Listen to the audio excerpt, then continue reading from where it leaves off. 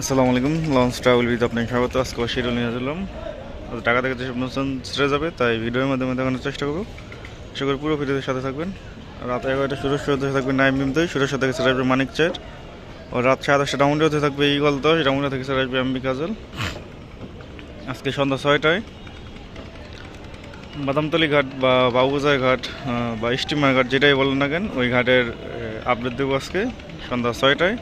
ওই ঘাটে কী কী নৌযান আছে তা দেখানোর চেষ্টা করবো। সন্ধ্যা 6টায় ভিডিও পোস্ট করা আছে, যারা দেখতে চান চ্যানেলের সাথেই থাকুন। আপাতত আছে ইয়াদ 0, প্রিন্স অফ রাসেল পাস, মিরাজ 6, সুরেশ্বর 1।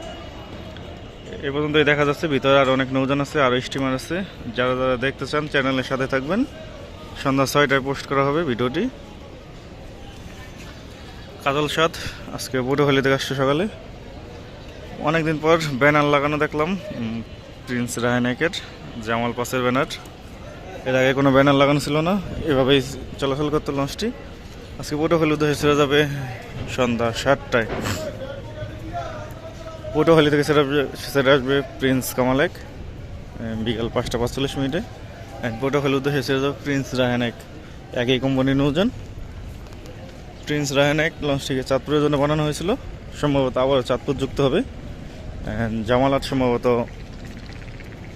পটুয়াখালী যুক্ত হতে পারে, বাট শিওর না, আপনি জাস্ট একটা আইডিয়া বললাম। না, আগামীকাল পটুয়াখালী উদ্দেশ্যে থাকবে পুবালি 12। আজকে সকালে বরিশাল থেকে আসছে সুন্দরবন সিরিজের সুন্দরবন 12, 15 ও 16, এই তিনটি নৌযান আজকে বরিশাল থেকে আসছে, মানে সুন্দরবন 12 জালঘাটি হয়ে বরিশাল থেকে আসছে। রাত 8:30 নন্দীবাজারের উদ্দেশ্যে থাকবে আঁচল 6। নন্দীবাজারের লঞ্চটি থাকে হলো সোয়ারিঘাট থেকে সন্ধ্যা 6টায় সদরঘাট আসে। সদরঘাট থেকে রাত 8:30 ছেড়ে যায় নন্দীবাজারের উদ্দেশ্যে। প্রতিদিন একটি করে পাবেন। এই রুটে 4টি লঞ্চ চলাচল করে। শীতের মৌসুমের কারণে মডার্ন সান লঞ্চটি বাইরে আছে, সার্ভিসের বাইরে। এটা আপডেট আজকে দেবো। ওই যে যেটা বললাম যে বাদামতলি ঘাটে কী কী নৌযান আছে, মডার্ন সান ওই ঘাটেই আছে। শীতের মৌসুমের কারণে মডার্ন সান লঞ্চটি সার্ভিসের বাইরে। তাছাড়া মর্নিং সান পাস লঞ্চটিও সার্ভিসের বাইরে। কুয়াশার কারণে অ্যাক্সিডেন্ট হয়েছিল, কাজ করানো হচ্ছে ডগে, সেই কারণে সার্ভিসের বাইরে। এখন মাত্র দুটি লঞ্চ চলাচল করতেছে, তরঙ্গ 1 ও আঁচল 6। বরিশাল রুটের পারাবত 11 সার্ভিসের বাইরে আছে বেশ কয়েকদিন ধরে। এখন শীতের মৌসুম, কেবিন চাহিদা অনেক, সেই কারণে পারাবত 11 সার্ভিসের বাইরে আছে সম্ভবত। পারাবত 12 ও পারাবত 18 আজকে বরিশাল উদ্দেশ্যে ছেড়ে যাবে রাত 9টার পর। প্রথম ট্রিপ আসছে পারাবত 12, দ্বিতীয় ট্রিপ আসছে পারাবত 18। পারাবতের 12 লাইটিং ও নেম প্লেটগুলো অ্যান্ড সামনের ফ্রন্ট ডেক অসাধারণ লাগতেছে পারাবত 18 থেকে। দূর থেকে বোঝা যাচ্ছে যে পারাবত 12 অনেক চিকন একটি লঞ্চ, কিন্তু আসলে চিকন অনেক মোটাই, তাছাড়া অনেক লম্বা একটি লঞ্চ।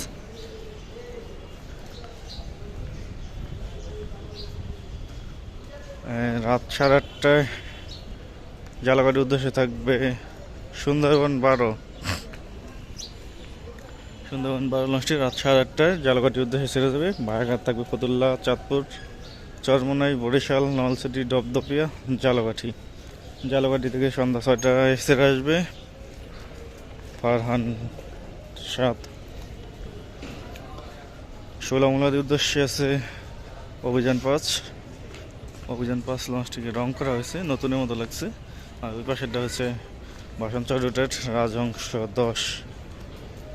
রাজহংস 10 ও রাজহংস 8 দুটি লঞ্চই আছে, যে কোনো একটি লঞ্চ যাবে।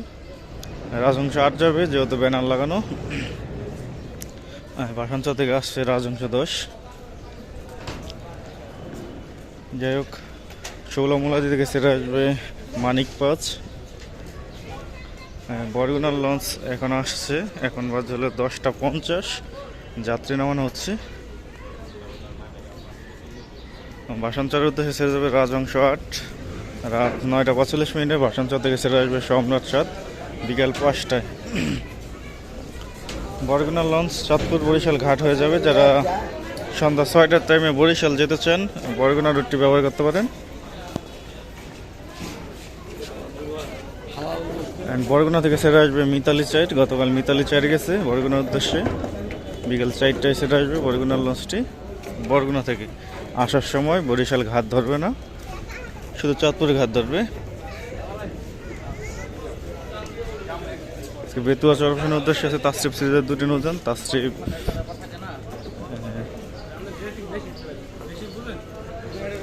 3 আছে দ্বিতীয় ট্রিপে, প্রথম ট্রিপ আছে তাসরিফ 2।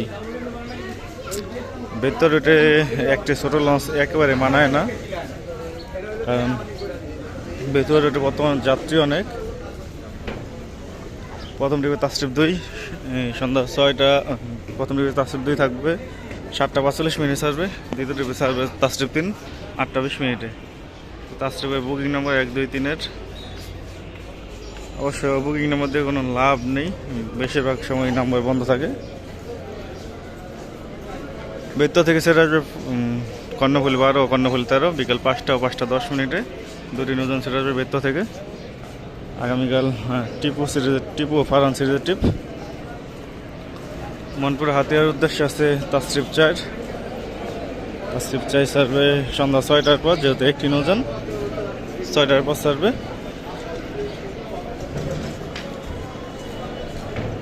হাতিয়া থেকে ছেড়ে আসবে ফারহান সিরিজের 2টি নৌযান। চাঁদপুর ধুলিয়া নয়নপুর কালাইয়ার উদ্দেশ্যে আছে বন্ধন 5। বন্ধন 5 ছাড়বে সন্ধ্যা 6টার দিকে। আর ইগল কোম্পানির নৌযান থাকলে ছাড়ে সন্ধ্যা 6:20। চরমন্দাজের উদ্দেশ্যে আছে রেডসান 5। লঞ্চটি ছাড়বে সন্ধ্যা 6:45। লালমনের উদ্দেশ্যে আছে 2টি নৌযান। আজকে অবশ্য মানিক 9 যাত্রা বদল করবে না, কারণ আজকে মানিক 11 নেই। কারণ মানিক 11-এর সাথে মানিক 9 ট্রিপ পড়লে মানিক 9 যাত্রা বদল করে, যেহেতু একই কোম্পানির নৌযান।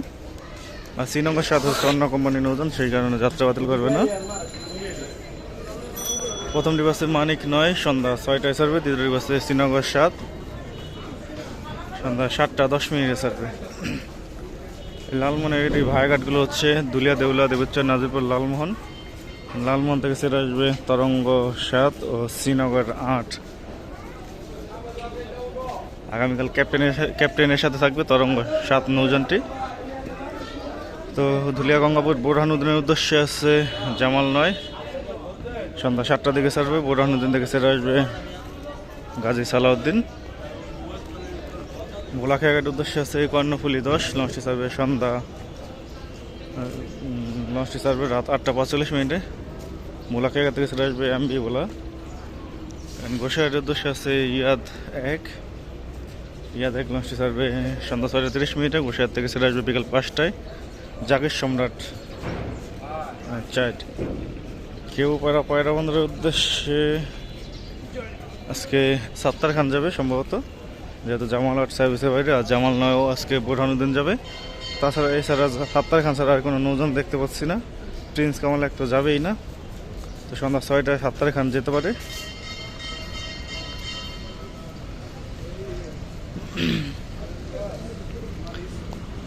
শুরু বিয়াটা ইলিশের উদ্দেশ্যে দুপুর 2টায়। ফারহান 9 আছে 11:45 ইলিশের উদ্দেশ্যে। আচল 6 লঞ্চটি যাচ্ছে পেলে যে নন্দীবাজার না, নন্দীবাজার থেকে আসছে যাত্রী দেখা যাচ্ছে আচল 6 লঞ্চে। কুয়াশার কারণে অনেক দেরি করে ফেলছে।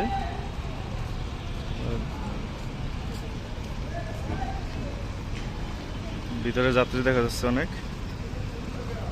তো এই ছিল আজকের মতো শিডিউল ভিডিও। আবার আগামীকাল শিডিউল নিয়ে হাজির হবো। সাথে থাকার জন্য অসংখ্য ধন্যবাদ। ভিডিও যদি ভালো লাগে অবশ্যই লাইক করবেন, শেয়ার করবেন। আর চ্যানেলে নতুন থাকলে সাবস্ক্রাইব করবেন। আপনারা যদি জেনে থাকেন আজকে কেউ উদ্দেশ্যে কে যাবে, তাহলে অবশ্যই কমেন্ট করবেন। সবাই আপনার কমেন্ট দেখে উপকৃত হবে।